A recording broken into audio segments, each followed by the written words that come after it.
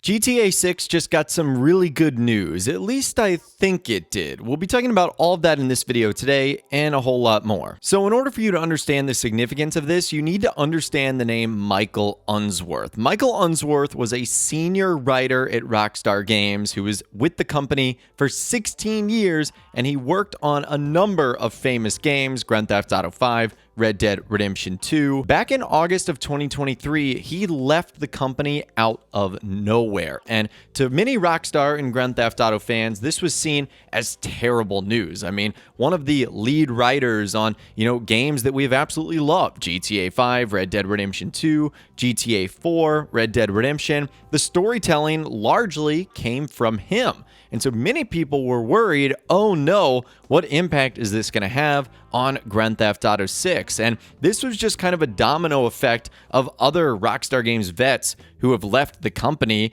In 2020, Laszlo Jones and Dan Houser ended up leaving, and it seemed like the old guard, the Rockstar Games we knew and had created so many of these amazing games, was just all of a sudden leaving. However, just the other day, someone spotted on Michael Unsworth's updated LinkedIn profile, which is essentially like a business-esque social media. This is what it says. Mike is a part of a super talented creative team at Absurd Ventures, helping to bring exciting new IP to life across a wide range of different media. Previously, he spent over 16 years working for Rockstar Games as a creative lead on some of the most critically acclaimed and commercially successful video game franchises of all time, including Grand Theft Auto and Red Dead Redemption. And this includes the following titles, and you can see at the very top, Grand Theft Auto 6. So this is great news because by the time Michael Unsworth had probably left Rockstar Games, I would say his work, for the most part,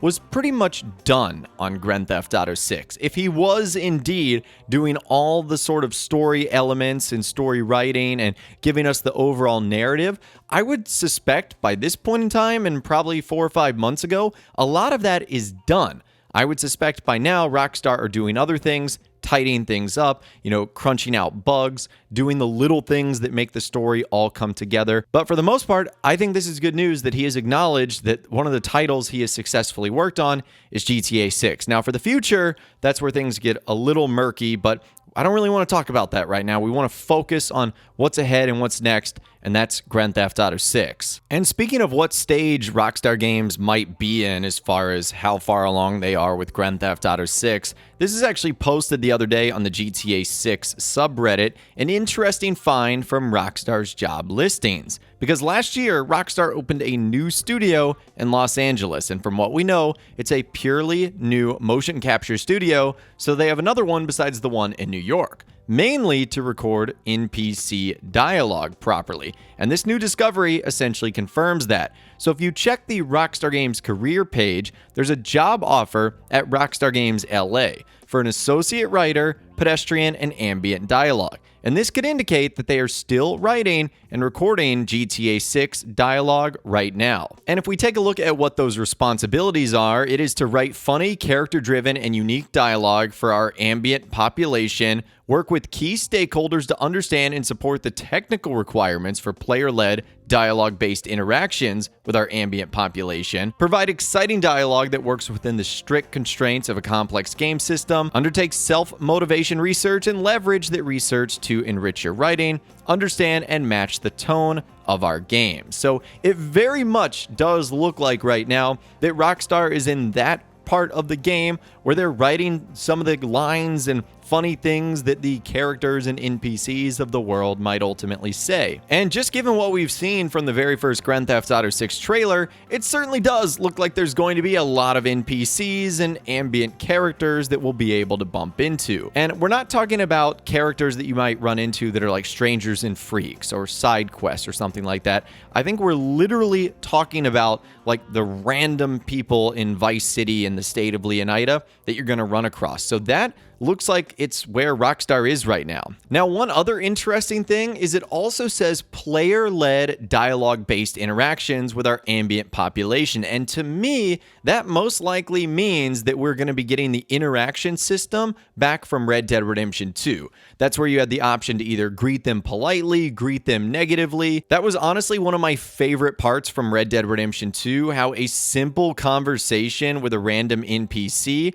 could not only give you so many dialogue options, but also give them so many dialogue options and things to ultimately say and do back. It really did make the world feel a ton more realistic, so I'm so glad that that is going to be returning, and that, for now, is where it looks like Rockstar is in the whole grand scheme of things. And speaking of where Rockstar is in the grand scheme of things, we have a new map update to talk about. This is version 0.038 of the Vice City and Leonida State mapping project. Let's go ahead and take a look at it right now. So the map has gone from 16 by 16 to 18 by 18 to accommodate new landmass. So the map has actually gotten bigger than before, and this is a pattern that repeated from last time, as the original map was 14 by 14. So it's just getting bigger and bigger, which is absolutely fantastic. Apparently, there has been new confirmed land borders in the Port Gellhorn area based on new evidence.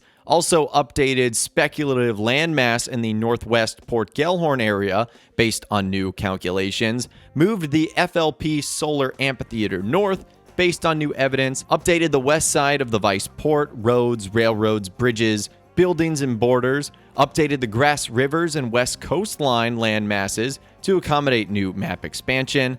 Updated Quantum Bay to include the in-game name, which apparently is called Archipelago. Updated the airport metro station based on evidence from the leaks. Added the other hangar to the airport based on leaks.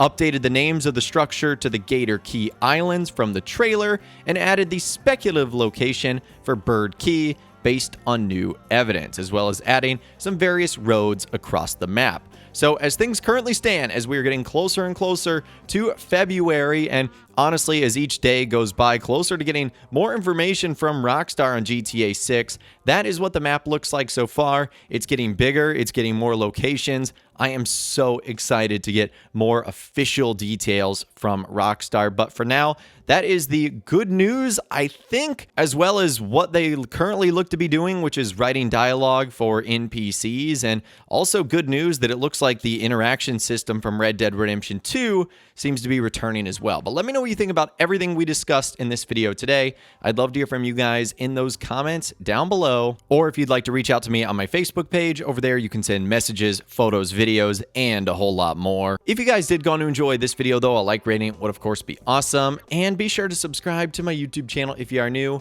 You want to stay up to date on all the GTA 6 videos that I'll be doing here on my channel, and be sure to ring that notification bell as well. Sometimes YouTube just doesn't work, and if you ring that bell, you'll always be guaranteed to be notified when new videos arrive. But of course, as always, guys, thank you all so much for watching.